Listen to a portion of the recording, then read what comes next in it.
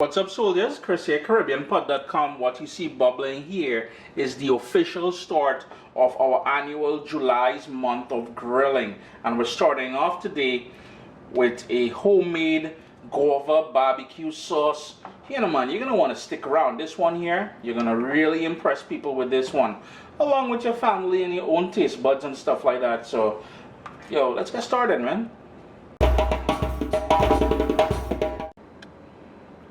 I've got about 3 cups of apple juice coming up to a boil here. It's on a medium heat, but I just want to turn your attention for a second to over here where I have the guava. And I don't know if you guys can see it clearly there, but they're all nice and ripe. I'm just going to cut off the very top here where the stems are. You'll notice the top is usually like that. You want to sort of cut that out or break it out. And then just cut them into pieces. Now the typical guava I would get down in the Caribbean would have a red interior. This is the one in Trinbago we usually call cayenne guava, which is sort of a white interior, which is cool. Both of them will work just as good. I'm just gonna go ahead and prepare that. The whole idea here now is to bring out maximum flavor from the guava. So we're gonna go in with all the guava pieces in there, and I believe there's about 13 in the package that I got there. So about 12 would be fine. Into that apple juice there. Just so happened that the apple juice I'm using is organic. No worries if it's not organic. You know, you do your thing. I've got some raw brown sugar. I've got 1 stick of cinnamon, very small, because I don't want anything to overpower it, the overall barbecue sauce. And I've got 3 cloves I'm going to go in there with. And finally,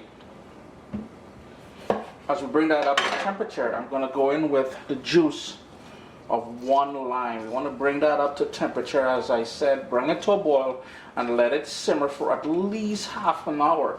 Now you will notice that I used the guava with the seeds and everything in there.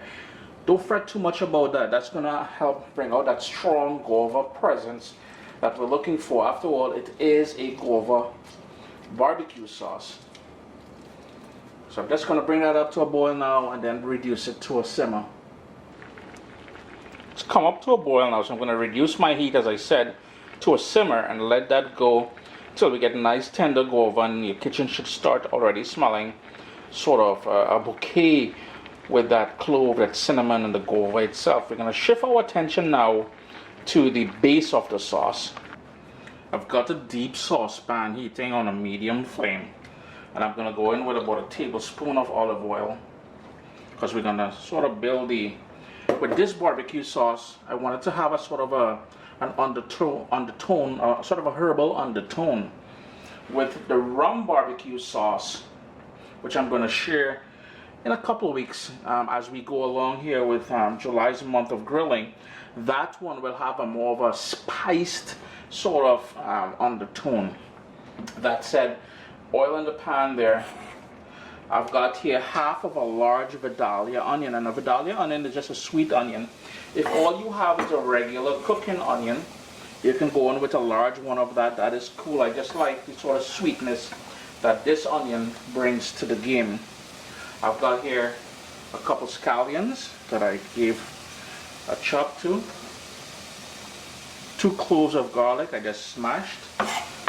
And as I said, my heat is on medium right now. I'm going to turn it all the way down to low, because the whole idea here is to sweat this and soften it up. And more of that sort of herbal kick we're going to get from some fresh thyme.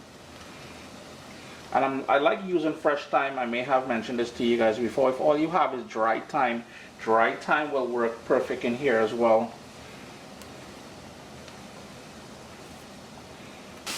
Nice and soft now, and you see some little brown edges. That is cool. That's exactly where we want to be. I'm going to go in with some spicy smoked paprika, and this is where I'm going to get a little kick from. No Caribbean sunshine today. Some black pepper,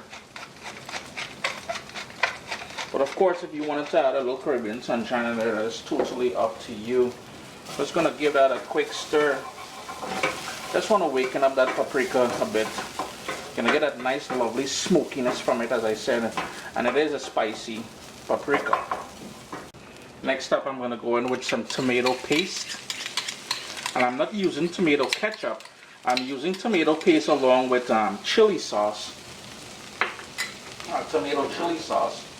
And if you don't have access to those two things, you can certainly go in with about a cup and a half, maybe 2 cups of tomato ketchup. I just want to bring out the sweetness of that tomato paste. I'm just going to move it around in the hot pan for a minute, just so it doesn't stick and burn. Well, more like 30 seconds.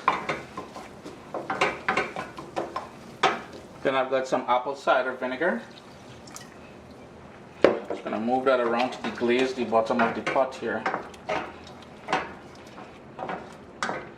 And all the ingredients I use here today will be listed down in the description of the video, and I will post the recipe on caribbeanpot.com shortly. We're going to go in now with some salt,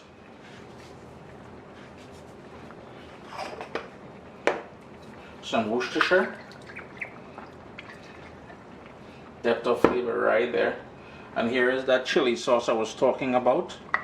I'm trying to mess up the stove more than it already is messed up. Just give that a quick stir.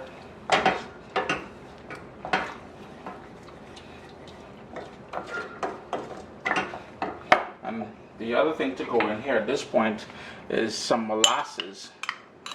And that's where we're going to balance off all that acidity with this molasses. Now remember, we've got that brown sugar as well as the apple juice going on with the guavas over there, right? Just gonna stir that molasses in there, and I will need a bit of liquid.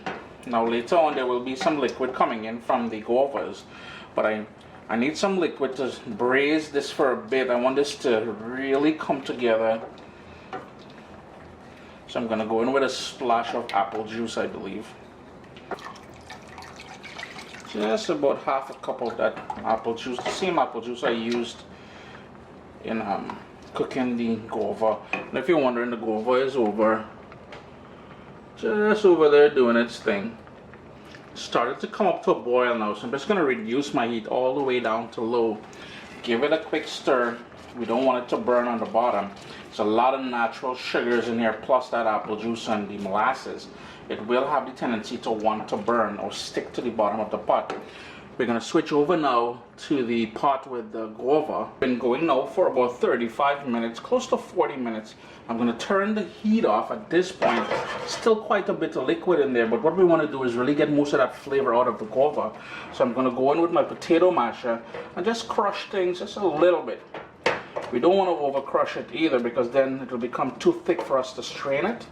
That is good enough. Now what I'm going to do here now is off camera, I'm going to strain that. I'm not trying to burn myself on camera and try to do too many things, and then you all be laughing and make a gag reel and everything else. But I'm going to strain that, and the liquid is going to go into the barbecue sauce, the base. And here we go. We've got all that pulp and the skin and everything. I've got some more juice there. That's going to go into the pot with the base. So we've got that liquid here. And what I'm going to do here, I'm going to grab some of the flesh of the guava. Try not to get any of the seeds, more the flesh areas. Like for instance, this piece here. We'll put that in there. Just maybe about 10 pieces or so, just to add that extra burst of guava flavor. It's coming together nicely. Here's where I'm going to go in with that sort of guava syrup in there now. Remember I said I was going to use some of the fleshy parts of the guava as well. Get all that in there. That is where the sort of nectar and goodness is. Give that a stir. And we want to bring that up to a boil. It's a bit of a process, but once you make it, it lasts in the fridge for about a month or so. So you're going to have it all summer once you make it, right? I'm going to bring this up to a boil and then reduce it to a simmer and let it cook for a little bit. It's been bubbling away now for about 35 minutes. I do apologize for the lighting. I live in an older house and we hardly have plugs, I don't know, hardly any plugs in this house, so I had to disconnect one of the lights to get my sort of stick blender. If you wanted to put it into a traditional blender, you can certainly do that, but I want to blend that all up and thicken it up. I'm going to turn the heat off because one, I don't want that bubbling and jumping back at me, and two, I know as soon as it starts to cool it will go thicker, so I'm just going to go ahead and pulse this. just to bring everything together. Now, as I said, as it cools down, it will go thicker.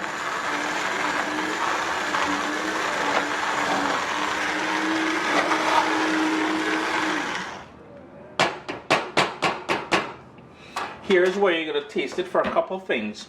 Now, this barbecue sauce is supposed to have sort of different elements. We want to taste it for salt and adjust the salt, obviously. And we also want to taste it for a bit of sweetness. So it's going to have a bit of sweetness, a bit of fruitiness from the guava. And we want it to have a slight herbal undertone. So, you know, adjust the sugar. You can finish it off here with a little bit of lime juice if you wanted. And what I forgot to mention earlier is if you wanted to add some ginger into this, ginger, guava, cinnamon, clove, they all go together really nicely. What I would do here now is allow it to cool, or put it into, you know, if you're doing canning, put it into one of those mason jars into the fridge, or, yo, grab some ribs, man, and baste this baby all over there. Chris here at caribbeanpot.com. Don't forget to check us out every Thursday, 7 p.m. Eastern for Recipe Chit Chat. We'll take a closer look at this recipe. And we've got a ton more July month of grilling recipes coming up. Thanks for joining me. My little baby is here. We've got cookbooks, guys. WestIndianFoodCompany.com. Get your copy today.